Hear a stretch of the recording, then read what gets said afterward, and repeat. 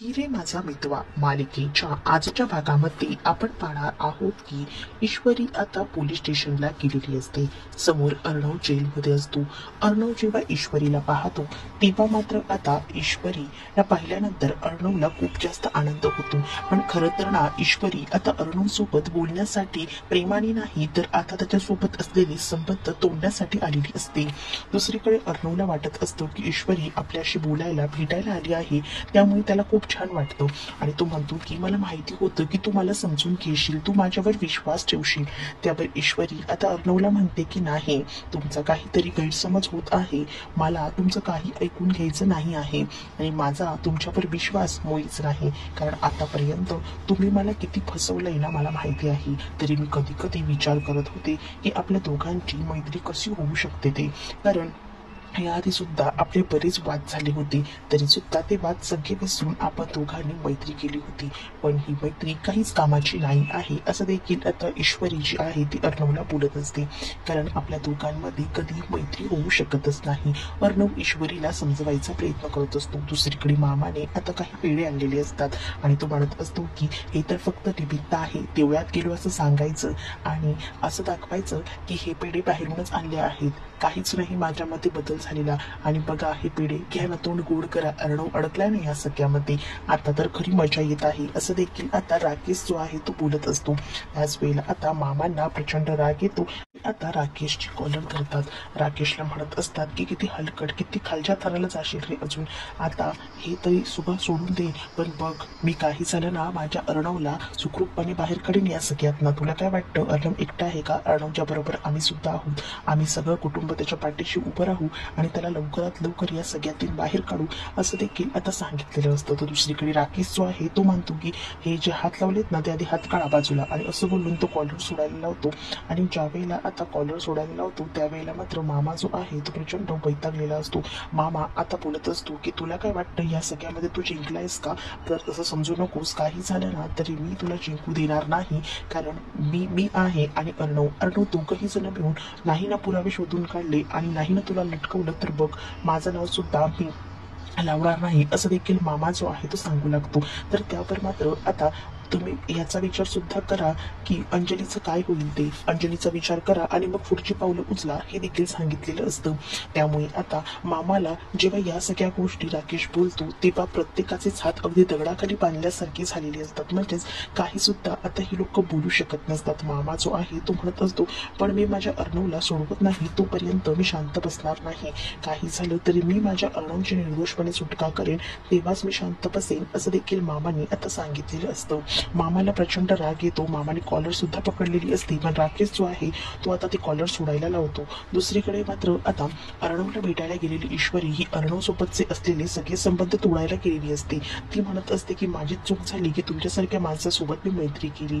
तर दुसरीकडे अर्णव ईश्वरीला समजवायचा प्रयत्न करतो आणि तुला म्हणत असतो की तुझा काहीतरी गैरसमज होतोय, पण ईश्वरी जी आहे ती म्हणत असते की माझा काही गैरसमज होत नाहीये, जे काही दाखवलं गेलेलं आहे बातम्यांमध्ये त्याचं काय, माझ्या बाबांवर आज केवढा मोठा प्रसंग ओढवला आहे ते सुद्धा तुमच्यामुळे। माझे बाबा श्वास घेताना सुद्धा मला इतका त्रास होतोय ना, मला हे कळत नाही की ते जगतील की नाही, कारण आज माझ्या बाबांची जी अवस्था आहे ना ती सगळी काही तुमच्यामुळे आहे। ऑक्सिजन लावलं गेलेलं आहे त्यांना ते सुद्धा तुमच्यामुळे। तेव्हा सुद्धा मी विचार केला नव्हता की त्यांच्यावर एवढा मोठा प्रसंग ओढवेल, पण नाही, तुम्हाला काय त्याचं, तुम्हाला तर काहीच वाटत नाही ना।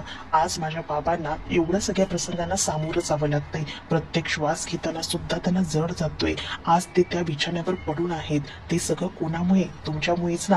आज जर माझे बाबा बरे असले असते ना तर आतापर्यंत ही वेळ आली नसती, पण हे सगळं तुम्ही घडवून आणलं ना। माझा मित्र असून तुम्ही तुमच्या मैत्रिणीच्या वडिलांना मारता, बापरे हे किती भयंकर आहे। म्हणूनच तर मला तुमच्याशी कोणतेही संबंध ठेवायचे नाहीत, माझी चूक झाली की मी तुमच्यासोबत मैत्री केली, मैत्रीचे संबंध वाढवले, पण हीच माझी चूक होती असं समजून मी आता तुमच्यासोबत जे काही असलेले संबंध आहे ते सगळे काही तोडून टाकत आहे। इथे मात्र अर्णवला हे सगळं ऐकून धक्का बसतो। अर्णव जो आहे तो ईश्वरीला समजवायचा प्रयत्न करतो, पण ईश्वरी काही सुद्धा ऐकून घेत नसते। ती सरळ म्हणते की मला आता तुमचं काहीच ऐकायचं नाही, कारण इतके दिवस मी तुमचं ऐकत होती, म्हणजे तुमचे आणि माझे काही संबंध होते, पण ते संबंध आता मी संपवले आहेत। तर दुसरीकडे अर्णवला असं वाटत असतं की सगळ्या काही गोष्टी आहेत राकेश बद्दलच्या त्या बोलून टाकाव्यात, तो अंजलीचा नवरा आहे आणि ही सगळ्या काही गोष्टी. पण पुढे जाऊन तो हा सुद्धा विचार करतो की राकेशने धमकी दिलेली असते ते सुद्धा त्याला आठवतं. जर मी काही बोलून गेलो तर तिकडे अंजली एकटी आहे, अंजलीचं काय याचा विचार करूनच तो शांत बसतो. इकडे मात्र आता खूप काही गोष्टी ज्या आहेत त्या सुनावून इकडनं ईश्वरी बाहेर पडते. ईश्वरी जेव्हा बाहेर पडत असते तेव्हा पुन्हा एकदा अर्णव तिला हात मारून बोलवून घेतो आणि म्हणतो की थोडं तरी समजून घे. परंतु नाही, ईश्वरी म्हणत असते जो काही विश्वास होता तो पूर्णपणे उडून गेलेला आहे आणि आज माझ्या बाबांची स्थिती आहे त्याला सर्वस्वी जबाबदार तुम्ही आहात. अशा माणसाला मी कधीही माफ करत नाही असं देखील ती आता रागारागात बोलते आणि तिकडनं निघून जाते. आता ईश्वरीने असलेली मैत्री, तिच्यासोबत असलेले सगळे संबंध हे तोडलेले असतात. म्हणून कुठेतरी आता अर्णव जो आहे तो पूर्णपणे कोलमडून गेलेला असतो. त्याला असं वाटत असतं की ईश्वरी तरी आपल्याला समजून घेईल, पण तरी सुद्धा ईश्वरी आपल्याला समजून घेत नाहीये हे जेव्हा त्याला कळतं तेव्हा मात्र आता तो खूप हरलेला असतो. त्याच्या हातातून सगळं निघून गेलेलं असतं. दुसरीकडे अंजली जी आहे ती सुद्धा टेन्शन मध्ये बसलेली असते. अंजली जेव्हा टेन्शन मध्ये बसते तेव्हा तिथे राकेश येतो आणि राकेश जो आहे तो अंजलीला समजवायचा प्रयत्न करत असतो. अंजलीला तो म्हणत असतो की काय झालंय अंजली. अंजली म्हणते की तुम्हाला जे काही लागेल मदत ती मला सांगा, मी सगळी काही करायला तयार आहे. काय पैसे लागणार आहेत ते सुद्धा सांगा, मी ते सुद्धा करायला तयार आहे. पण प्लीज काही झालं तरी सुद्धा माझ्या भावाला सोडवा. तुम्ही वकील आहात ना, काही करायला लागलं ना तरी मी करायला तयार आहे. बोला काय काय करायचं आहे असं देखील ती आता म्हणत असते. आणि जेव्हा या सगळ्या गोष्टी ती म्हणत असते तेव्हा मात्र राकेश म्हणत असतो अंजली तू शांत हो, पॅनिक होऊ नको. मला माहिती आहे तुला राकेशची काळजी आहे, त्याच्याबद्दल तुला खूप काही गोष्टी वाटतात, पण थांब ना, शांत हो ना. सगळ्या काही गोष्टी आपण धीराने घ्यायला हव्यात ना. अशा पटकन घाईघाईने कोणत्याही गोष्टी घेऊन निर्णय घेऊन चालणार आहे का मला सांग. असं बोलून तो आता तिला शांत करायचा प्रयत्न करत असतो. अर्णव आता जेलमध्ये आहे ही गोष्टच तिला कुठेतरी आवडत नसते. ती आता राकेशला म्हणत असते की राकेश प्लीज ना माझ्यासाठी काही पण कर. जितके पैसे लागणार असतील ना तितके पैसे मी लावायला तयार आहे. माझ्या अकाउंटमध्ये पैसे आहेत, फक्त सांग किती पैसे द्यायचे आहेत. पण काही कर, पण माझ्या अर्णवची आजच्या सुटका कर. मला नाही बनवत तू जेलमध्ये असं देखील आता ती म्हणत असते. त्यावर मात्र राकेश तिला म्हणतो की तू काळजी करू नकोस, मी आहे ना, मी करेन. मी अर्णवला जास्त दिवस तिथे ठेवणार नाहीये. अर्णवची सुटका मी करेन. हे काही झालं तरी आता तिने केस केलेली आहे, ती केस मागे घेणं सुद्धा गरजेचं आहे ना. पण बेलवर मी नक्कीच तिची सुटका करू शकतो असं देखील आता राकेश जो आहे तो अंजलीला बोलू लागतो. अंजली आता खूप जास्त हतबल झालेली असते आणि तिला आता काही झालं तरी तिचा भाऊ म्हणजेच अर्णव तिच्या जवळ हवा असतो आणि त्याला जो काही त्रास होत असतो हा तिला कळत असतो. म्हणूनच तर ती आपलं अकाउंट सुद्धा खाली करून या राकेशला द्यायला तयार झालेली असते. राकेश तर त्या क्षणाची वाट बघत असतो की कधी एकदा आपल्या हातात सगळे पैसे लागतात आणि आपल्याला हे सगळं काही लुटता येतं याच तयारीत तो असतो. आणि म्हणूनच तर तो या सगळ्या तयारीत असताना म्हणतो की बरं झालं ही चांगली संधी साधून आलेली आहे, म्हणजे अर्णव जेलमध्ये आहे तोपर्यंत मला या अंजलीचं अकाउंट तर खाली करता येईल असाच तो आता विचार करत असतो. दुसरीकडे आत्या आणि नम्रता ह्या चहा पीत असतात. तेवढ्यातच तिथे ईश्वरी सुद्धा आलेली असते आणि ईश्वरी सुद्धा आल्यानंतर बाहेर पाहते तर काय तिथे आता ती मामी आलेली असते आणि वल्लरी घरात येऊन आता तमाशा करायचं ठरवलेली असतं. म्हणजेच वल्लरीला हे बघायचं असतं की नेमकं काय आहे ते. तर दुसरीकडे मात्र आत्या नम्रताला सांगत असतात की तिथे प्रेस कॉन्फरन्स वाले आले होते पण आम्ही त्यांना चांगलीच उत्तरं दिली आणि त्या अर्णवला पोलीस घेऊन गेले. माझ्या दादाची इतकी वाईट अवस्था त्यांनी केलेली आहे ना तर त्याला असं सहजासहजी सोडायचंय का तर नाही. वल्लरी तिथे येते आणि जेव्हा वल्लरी तिथे येते ना आता ठरवलेलं असतं आणि ती पूर्ण खात्री करते की सुप्रिया तर घरात नाही ना. त्यानंतर ती ठरवते आणि आतमध्ये जाते. त्याच वेळेला आता सगळेजण आत्याबाई त्यासोबत नम्रता आणि ईश्वरी त्या आलेल्या वल्लरीला विचारतात की तुझं काय काम. तर वल्लरी म्हणत असते की तू माझ्या अर्णववर खोटे आरोप केले आहेस, अर्णवची आताच्या आता सुटका करून दे, ती केस मागे घे असं वल्लरी म्हणत असते. पण ईश्वरी सुद्धा तितकीच हुशार असते. ईश्वरी आता वल्लरीची जी काही बकबक चालू असते ना तिला तोंड बंद करायला सांगते आणि म्हणत असते की मी कोणतीही केस मागे घेणार नाही, कारण आज माझे बाबा मृत्यूशी झुंज देत आहेत आणि ते सगळं काही या अर्णवने केलेलं आहे, त्यामुळे मी कोणतीही केस मागे घेणार नाही. आणि तुम्हाला जास्त जर काही वाटत असेल ना निघा इकडनं असं देखील ईश्वरी जी आहे ती आता बोलत असते. ईश्वरी जेव्हा आता हे सगळं काही बोलते ना तरी सुद्धा वल्लरी काही शांत बसत नसते. वल्लरी जी आहे ती म्हणत असते की आतापर्यंत अर्णवने तुम्हा सगळ्यांसाठी काही कमी केलंय का, तू हे सगळं विसरलीस का. अर्णववर जी काही केस केलेली आहेस ती मागे घे आणि अर्णवला जेलमधून बाहेर काढ. बिचाऱ्या माझ्या अर्णवने काही केलेलं नाही तरी सुद्धा त्याला जेलमध्ये तू टाकलेला आहेस. पण इकडे सुद्धा ईश्वरी तितकीच कणखर बनलेली असते आणि ती आता वल्लरीला तोंड बंद करायला सांगते आणि म्हणत असते की काही झालं ना तरी मी ही केस मागे घेणार नाही, जी शिक्षा व्हायची आहे ना ती होऊ दे, तसेही त्यांच्या कर्माचे भोग आहेत ते भोगावेच लागतील. आत्या सुद्धा म्हणतात की ए बाई तुझं जास्त बोलू नकोस, बोलून झालं असेल ना तर चालती हो, तुझा जो काही श्रीमंतीपणाचा माज आहे ना तो उंबरट्याबाहेर ठेवायचा आणि मगच घरात यायचं, आमच्या समोर हा माज नाही दाखवायचा, असं देखील आता सांगितलेलं असतं. नम्रताला मात्र खूप जास्त एकदमच गोंधळल्यासारखं होत असतं की कारण का काय करावं कळत नसतं. काही झालं तरी ती आकाशची आई आहे आणि तिला आता इशू आणि त्याचसोबत इकडे असणारी आत्या सुद्धा वल्लरीला खूप काही सुनवतात. वल्लरी म्हणत असते की बघ हा ईश्वरी, तुला मी असं सहजासहजी सोडणार नाही, तुझी कशी वाट लावते ती बघ, आता मी तुला सांगितले केस मागे घे तर तू ऐकायला तयार नाहीयेस का. आत्या म्हणते काय गे मला धमकी देऊ नकोस, चालती होत चल, असं बोलून आत्या जी आहे ती तिला तिकडनं घालवून देते. वल्लरीला मात्र आता कळलेलं असतं की ईश्वरी काही झालं तरी ही केस मागे घेणार नाही आहे, त्यामुळेच खरं तर या सगळ्यासाठी ती आलेली असते. आणि जे काही गोष्ट कळते ना तेव्हा मात्र आता खूप जास्त आनंद वल्लरीला झालेला असतो. खरं तर वल्लरीला हेच जाणून घ्यायचं असतं की ईश्वरी ही केस मागे घेणार आहे की नाही, पण ईश्वरीचा जो काही ॲटिट्यूडपणा असतो तो सगळा बघून तर आता वल्लरीला कळलेलं असतं ईश्वरी ही काही केस मागे घेणार नाहीये, त्यामुळे तिच्या सगळं काही मनासारखं झालेलं असतं, त्यामुळे ती खूप जास्त आता खुश असते.